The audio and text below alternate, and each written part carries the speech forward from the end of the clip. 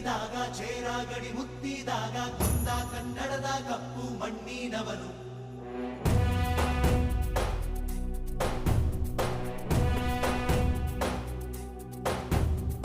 ವಜ್ರ ಬಲ್ಲಾಳರಾಯ ಸೋಗೆ ಬಲ್ಲಾಳರಾಯ ಕತ್ತಿಗಲೆ ಬಿತ್ತಿ ಹೋದ ವಂಶಾದವನು.